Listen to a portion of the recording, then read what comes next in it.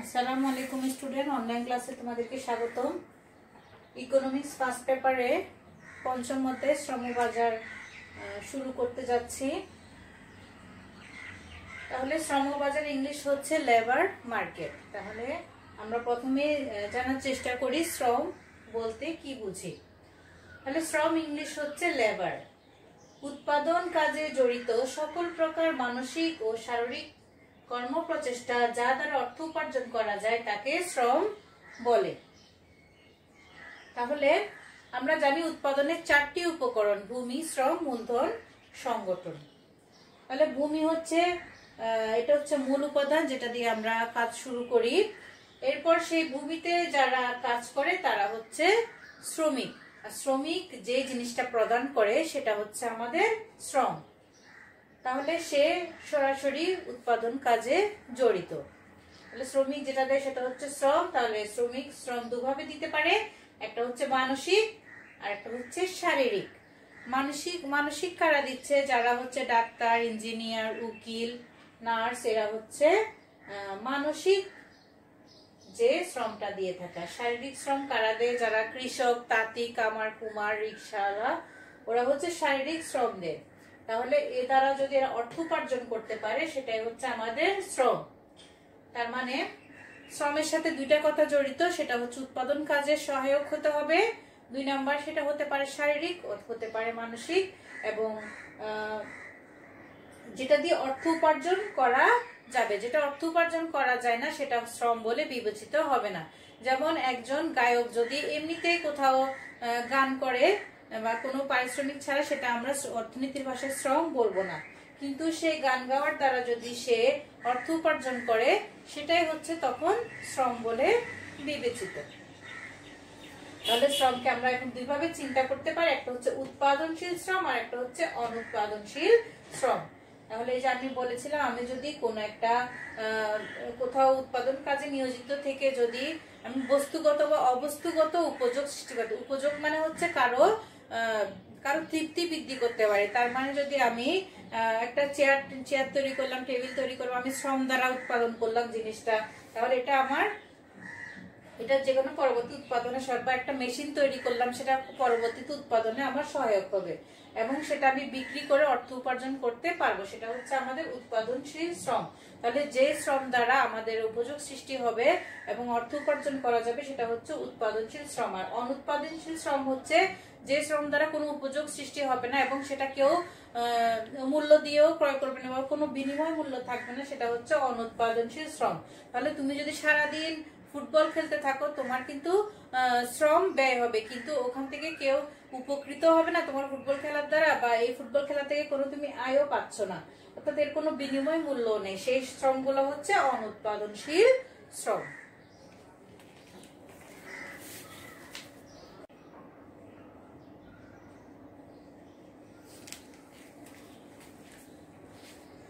এরপর আসো আমরা শ্রমের বৈশিষ্ট্যগুলো জেনে নিই।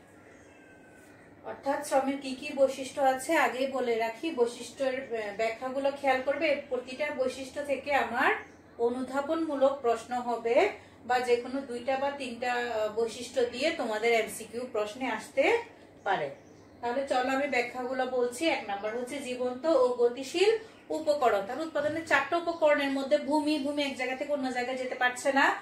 মূলধন এক জায়গায় থাকে। তুমি যতক্ষণ কোনো শ্রমিক, যেমন মূলধন হচ্ছে একটা মেশিন তুমি যতক্ষণ ব্যবহার শুরু না করছো এটা নিজে নিজে কাজ করতে পারে না।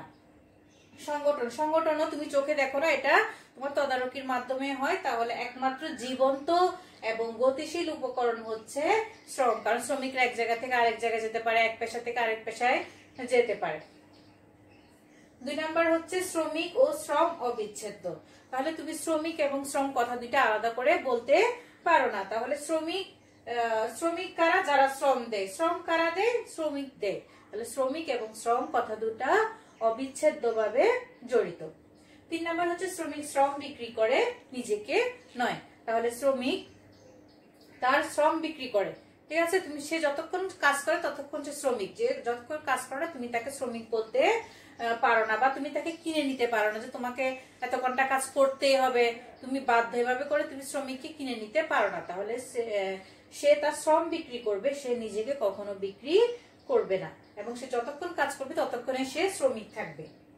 তারপর 4 নাম্বার হচ্ছে শ্রমশক্তির বিভিন্ন। তাহলে শ্রমশক্তির বিভিন্নতা মানে এক এক দেশে শ্রমশক্তি এক এক শ্রমিকের এক এক ধরনের হয়ে থাকে। যেমন একজন ব্যক্তি আমেরিকায় যত ঘন্টা কাজ করতে পারে শ্রমশক্তি থাকে, বাংলাদেশে অত সময় ধরে কাজ করতে পারে না, কারণ ভৌগোলিক কারণে শীত প্রধান দেশের মানুষ বেশি কর্মঠ হয় আর গ্রীষ্ম প্রধান দেশের মানুষের কর্মক্ষমতা কিছুটা কম হয়। তাহলে ভৌগোলিক কারণে শ্রমশক্তির বিভিন্নতা হয়ে থাকে। 5 নাম্বার হচ্ছে শ্রমের যোগান বৃদ্ধি সময় সাপেক্ষ। তাহলে আমরা একটা জানবো শ্রমের চাহিদা, একটা হচ্ছে শ্রমের যোগান। তাহলে শ্রমের চাহিদা মানে একজন নিয়োগকারী, তোমার একটা প্রতিষ্ঠানে লোক নিয়োগ করতে হচ্ছে, তুমি শ্রমের চাহিদা করছো, কিন্তু চাইলে সাথে সাথে তুমি যোগ্য লোক পাও না, তোমাকে কিছু প্রসেসিং এর মধ্যে দিয়ে বা আলাপ আলোচনা করে মজুরি নির্ধারণ করে তোমাকে শ্রমের যোগান ঠিক করতে হয়। তাহলে হঠাৎ করে কেউ যদি মারা যায়, ওই পদ খালি হয়ে যায়, বা কোনো কারণে শ্রমিক দরকার হয়, সাথে সাথে তুমি শ্রমের যোগান পাওয়া সম্ভব হয় না। অর্থাৎ শ্রমের যোগান বৃদ্ধি হচ্ছে সময় সাপেক্ষ ব্যাপার। 6 নাম্বার হচ্ছে শ্রম ক্ষণস্থায়ী। ক্ষণস্থায়ী মানে তুমি একটা জমি, তুমি যদি 1 বছর চাষ না করো আরেক বছর চাষ করতে পারো, তোমার একটা প্রতিষ্ঠান আছে, এটা তুমি পরের বছর চালু করতে পারো, কিন্তু শ্রমিককে তুমি জমিয়ে রাখতে পারবে না যে আজকে কাজ করবো না, তুমি কালকে কাজ করে তোমার শ্রমটা রেখে দাও, কালকে তুমি এটা ব্যবহার করে, এভাবে কোনো কাজ করানো যায় না। যে আজকে কাজ করলো না সে আজকের মজুরি পেলো না, সে আজকে শ্রমিক হিসেবে বিবেচিত হলো না। তাহলে শ্রমটা হচ্ছে আমার ক্ষণস্থায়ী, শ্রম ফেলে রাখা যায় না, তুমি যদি কাজকর্ম না করো তুমি আস্তে আস্তে কর্মক্ষমতা হারিয়ে ফেলবে। 7 নাম্বার হচ্ছে বেশি মজুরিতে শ্রমের যোগান কমে। তাহলে বেশি মজুরিতে কেন বলছে? প্রথমে কিন্তু ধরো তুমি কোন একটা কাজ করো, 2000 টাকা বেতন পাও, তাহলে তুমি তখন 5 ঘন্টা কাজ করো, তাহলে তোমাকে যদি বলে যে হ্যাঁ তোমার বেতন 3000 টাকা বাড়িয়ে দিব, তুমি 6 ঘন্টা কাজ করো, 1 ঘন্টা বাড়িয়ে দাও, তখন তুমি কাজ করতে রাজি হও। আর 1 ঘন্টা বাড়িয়ে দিলে, মজুরি কিছুটা বাড়িয়ে দিলে তুমি শ্রমিকের পরিমাণটা বাড়ে, কাজের পরিমাণটা বাড়ে। আমরা ভূমিয়ককে দেখাচ্ছি শ্রম, লম্বককে দেখাচ্ছি মজুরি। তাহলে আমি একটা চিত্র দিয়ে এর ব্যাখ্যাটা দিব। তাহলে দেখো, প্রথমে মজুরি সামান্য বাড়লো, 2000 থেকে 3000 বাড়লো, তুমি খুশি হয়ে কাজ কিছুটা বাড়িয়ে করলে, কিন্তু তোমার 6 ঘন্টা কাজ করলে এনাফ। তাহলে তোমার 6 ঘন্টা কাজের পরে তোমার ব্যক্তিগত কাজ থাকতে পারে, তোমার পরিবার থাকতে পারে, তোমাকে যদি এখন 6 ঘন্টা থেকে বাড়িয়ে 8 ঘন্টা কাজ করতে বলে এবং মজুরি যদি আরো বাড়িয়ে তোমাকে 7000 করে দেয়, কিন্তু তখন তুমি আর আগের মতো কাজ করতে চাও না, তখন তুমি ব্যাক করে আগের মতো কাজ করতে বেশি হারে কাজ করতে চাও না, বরং আরো কমিয়ে ফেলতে চাও কাজটা, কারণ তোমার এখন বেতন যথেষ্ট বেড়েছে, তুমি এখন পরিবারকে সময় দিতে পারছো, যে কাজ করছো তা বাদ দিয়ে পরিবারকে সময় দিতে পারছো, বিনোদনের জন্য সময় পাচ্ছ। কিন্তু যদি এর চেয়ে বেশি কাজ করো, তুমি এটা বিনোদনটা তুমি হারিয়ে ফেলবে এবং তোমার পক্ষে কাজ করা সম্ভব নয়, তখন আরো বেশি মজুরি দিলে শ্রমের যোগানটা কমে যায়। তাহলে প্রথমে সামান্য মজুরি বাড়ালে শ্রমের যোগান বাড়ে, কিন্তু বেশি মজুরি দিলে শ্রমের যোগান আর বাড়ে না, কারণ তখন শ্রমিক কাজের চেয়ে বিনোদন এবং অবসর নেওয়াকে বেশি পছন্দ করে। তাহলে এগুলোই হচ্ছে আমার শ্রমের বৈশিষ্ট্য।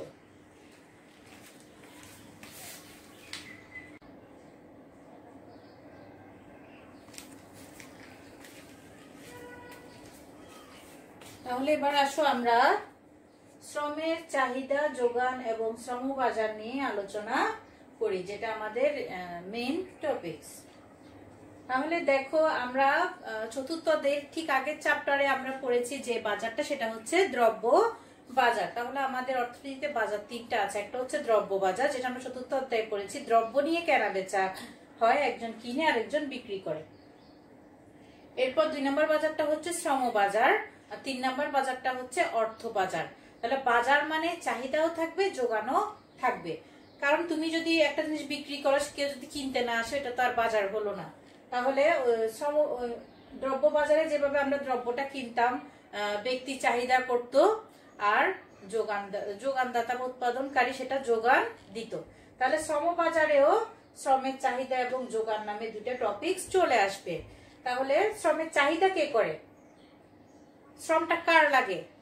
যার প্রতিষ্ঠান আছে, যে নিয়োগকারী, যে মালিক, সেই শ্রমের চাহিদাটা করছে। তাহলে শ্রমের চাহিদা আসে কার কাছ থেকে? শ্রমের চাহিদা আসে কার কাছ থেকে? নিয়োগকারীর কাছ থেকে। আমাদের শ্রমের চাহিদা আসে নিয়োগকারীর কাছ থেকে। আর শ্রমটা কারা দিবে, যোগান কারা দিবে? যারা শ্রমিক তারা যোগান দিবে। তাহলে শ্রমের যোগানটা আসে শ্রমিকের কাছ থেকে।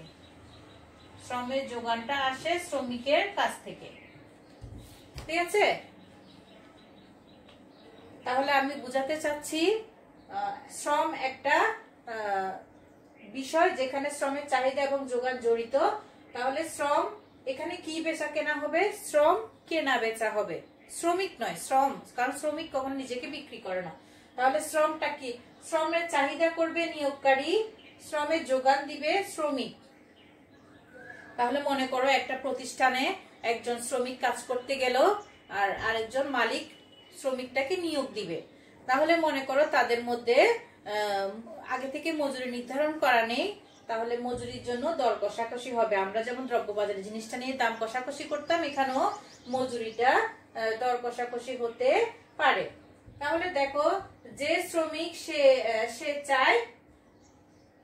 সে চায় মজুরি কম দিয়ে কাজ করাতে, আর যে শ্রমিক সে বেশি মজুরি দিলে কাজ করে। তার মানে সে মজুরি কমালে শ্রমের যোগান বাড়ায়, হ্যাঁ, আর মজুরি বাড়লে শ্রমের যোগান কমে। অর্থাৎ মজুরির সাথে শ্রমের চাহিদার সম্পর্ক বিপরীত। অর্থাৎ মজুরি বেশি দিলে মজুরি বেশি দিতে হলে আমি নিয়োগ কম দিব, আর মজুরি কম দিতে হলে নিয়োগ বেশি দিব।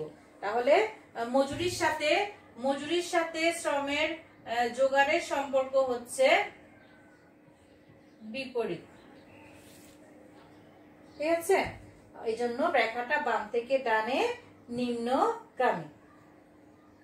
তোমাদের বইয়ে এভাবেও দিয়েছে, ডিএল সমান function of W less than 0। Less than 0 মানে সবসময় হচ্ছে ঋণাত্মক। সম্পর্ক বিপরীত মানে রেখা নিম্নগামী, আর তার সাইনটা হচ্ছে ঋণাত্মক সাইন, লেস দেন 0।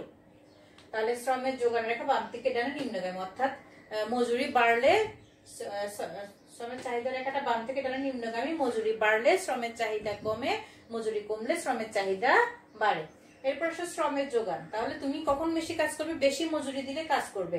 তাহলে মজুরি বাড়লে শ্রমের যোগান বাড়ে, মজুরি কমলে শ্রমের যোগান কমে। অর্থাৎ একটা কমলে আরেকটা কমে। তাহলে এখানে হচ্ছে এসএল এর সাথে হচ্ছে মজুরির সম্পর্ক সমানুপাতিক। মজুরি বাড়লে সে শ্রমের যোগান বাড়ায়, মজুরি কমলে শ্রমের যোগান কমায়। তাহলে সম্পর্ক হচ্ছে তোমাদের বইয়ে এভাবে দেওয়া আছে, এসএল সমান function of W greater than 0। তাহলে গ্রেটার দেন 0 মানে সম্পর্ক ধনাত্মক। ঠিক আছে? তাহলে যে কোনো রেখা ধনাত্মক হলে বাম থেকে ডানে ঊর্ধ্বগামী হবে এবং সম্পর্কটা সাইন হবে গ্রেটার দেন 0। তাহলে আমরা জানলাম, কথা হচ্ছে মজুরি নিয়ে। তাহলে আমাদের মেইন যেটা নির্ধারণ করতে হয় সেটা হচ্ছে মজুরি। ঠিক আছে? মজুরি ইংলিশ হচ্ছে আমাদের ওয়েজেস। মজুরি ইংলিশ হচ্ছে ওয়েজেস। এই ওয়েজেস থেকে আসলো ডাব্লিউ। মজুরি ইংলিশ হচ্ছে ওয়েজেস, ওয়েজেস থেকে আসলো ডাব্লিউ। শ্রমিক ইংলিশ লেবার, লেবার থেকে আসলো এল। তাহলে মজুরি নির্ধারণ করাই হচ্ছে আমার এই বাজারে কাজ। তাহলে মজুরি নির্ধারণ করার পর আমি কত শ্রমিক নিয়োগ দিব সেই মজুরিতে কতজন শ্রমিক নিয়োগ দিব, বা একজন শ্রমিক যদি নিয়োগ দিই তাকে কত ঘন্টা কাজ করাবো। তাহলে এই বাজারে শ্রমবাজার কি? তাহলে শ্রমবাজারে শ্রমের চাহিদাও চলে আসবে, শ্রমের যোগানও চলে আসবে। তাহলে শ্রমবাজারে কে কে আসলো? শ্রমের চাহিদাও চলে আসলো, শ্রমের যোগানও চলে আসলো। এই দুইটা জিনিস কোথায় ইনক্লুড হলো? শ্রমবাজারে। কেন ইনক্লুড হলো? মজুরি নির্ধারণ করার জন্য। তাহলে মজুরি একজনের নির্ধারণ করতে পারে না, শ্রমের চাহিদাকেও আসতে হয়, নিয়োগকারীকেও আসতে হয়, আবার যে শ্রমিক দিবে, শ্রমের যোগান দিবে শ্রমিক, তাকেও আসতে হয়। তাহলে আমরা শ্রমবাজার বলতে কি বুঝি? তাহলে শ্রমবাজার বলতে কি বুঝি? যে বাজারে শ্রমের চাহিদা এবং শ্রমের যোগানের পারস্পরিক প্রভাবে মজুরি এবং শ্রমের নিয়োগ স্তর নির্ধারিত হয়, তাকে বলি শ্রমবাজার। তাহলে মজুরি আমি ডাব্লিউ বার দিয়েছি ভারসাম্য মজুরি বোঝানোর জন্য, এন বার দিয়েছি ভারসাম্য নিয়োগ স্তর বোঝানো। নিয়োগ ইংলিশ হচ্ছে এমপ্লয়মেন্ট। নিয়োগ ইংলিশ হচ্ছে এমপ্লয়মেন্ট। এমপ্লয়মেন্টকে আমি এন দিয়ে নিয়োগ করব, অর্থাৎ এতটুকু মজুরিতে আমি এতটুকু শ্রমিক নিয়োগ করলাম, এতটুকু মজুরিতে এতটুকু শ্রমিক নিয়োগ করলাম, অর্থাৎ শ্রমবাজারে আমার ভারসাম্য এসে গেল।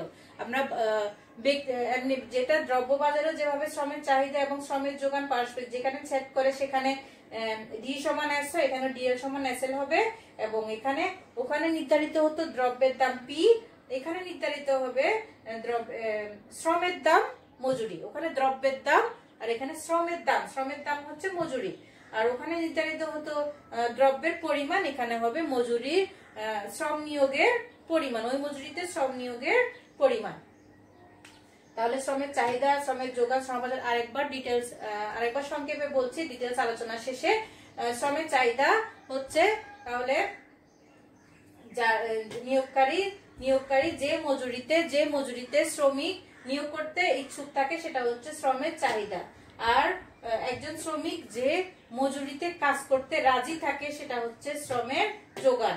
আর শ্রমের চাহিদা এবং যোগানের পারস্পরিক প্রভাবে মজুরি এবং নিয়োগস্থান নির্ধারণ করাকে বলা হচ্ছে শ্রম বাজার। ঠিক আছে?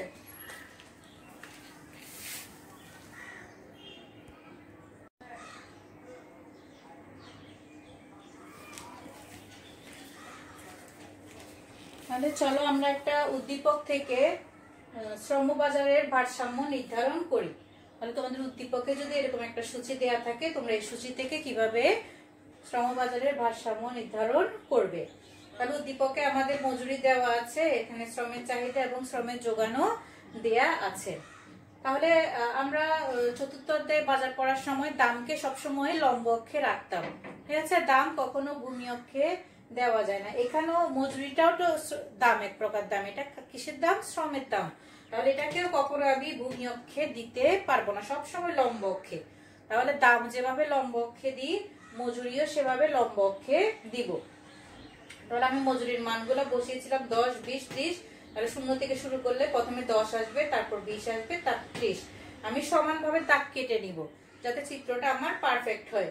এরপর আসলে শ্রমের চাহিদার মানগুলো দেখি 5, 10, 15, দিকেও 5, 10, 15। তাহলে আমি সমানভাবে দাগ কেটে 5, সমানভাবে দাগ কেটে 10, তারপর সমানভাবে দাগ কেটে 15 দাগ দিয়ে নিলাম যাতে আমার চিত্র আঁকতে সুবিধা হয়। তাহলে দেখো মজুরি যখন 10 টাকা তখন শ্রমের চাহিদা হচ্ছে 15। তাহলে মজুরি 10 এর সাথে শ্রমের চাহিদা 15 স্কেল দিয়ে তোমরা যোগ করবে। আমি স্কেল দিয়ে যোগ করছি, আমি সরাসরি যোগ করছি, তোমরা স্কেল দিয়ে যোগ করবে। তারপর শ্রমের মজুরি 20 হলে শ্রমের চাহিদা 10, শ্রমের মজুরি 20 হলে শ্রমের চাহিদা 10, শ্রমের মজুরি 30 হলে শ্রমের চাহিদা 5, শ্রমের মজুরি 30 হলে শ্রমের চাহিদা 5। তাহলে আমি 3টা বিন্দু পেয়ে গেলাম, এই 3টা বিন্দু আমি স্কেল দিয়ে যোগ করে দিব। তাহলে আমি যে রেখাটা পেলাম সেটা হচ্ছে আমাদের শ্রমের চাহিদা রেখা ডিএল। এরপর আসো মজুরি 10 হলে শ্রমের যোগান 5, মজুরি 10 হলে শ্রমের যোগান 5, মজুরি 10 হলে শ্রমের যোগান 5 বিন্দু হচ্ছে এটা। মজুরি 20 হলে শ্রমের যোগান 10, মজুরি 20 হলে শ্রমের যোগান 10 বিন্দু হচ্ছে এটা। মজুরি 30 হলে শ্রমের যোগান 15, মজুরি 30 হলে শ্রমের যোগান 15। তাহলে আমি বিন্দু 3টি পেয়ে গেলাম, এগুলো যোগ করব। এটা হচ্ছে আমাদের এসএল রেখা। তাহলে এই রেখাটা এবং এই রেখাটা পরস্পরকে ই বিন্দুতে ছেদ করেছে। তাহলে যেখানে ছেদ করবে সেখানে আমার শ্রমবাজারের ভারসাম্য নির্ধারণ হবে। তাহলে ই বরাবর এদিকে তাকাও, আমার ভারসাম্য মজুরি হচ্ছে 20। ই বরাবর লম্ব ভূমি অক্ষে থাকাও আমার ভারসাম্য নিয়োগস্থ বা ভারসাম্য শ্রমের পরিমাণ হচ্ছে 10 একক। ঠিক আছে? তাহলে যেখানে শ্রমের চাহিদা এবং শ্রমের যোগান পরস্পর ছেদ করে সেটাই হচ্ছে আমার শ্রমবাজারের ভারসাম্য, এবং সেখান থেকে মজুরি এবং নিয়োগস্থ নির্ধারিত হবে। তোমরা যদি সূচির দিকেও তাকাও, দেখো এখানে ভারসাম্য মজুরি হচ্ছে 20, এখানে 10, ডিএল ও 10, এসএল ও 10। তাহলে এখানে ডিএল সমান এসএল।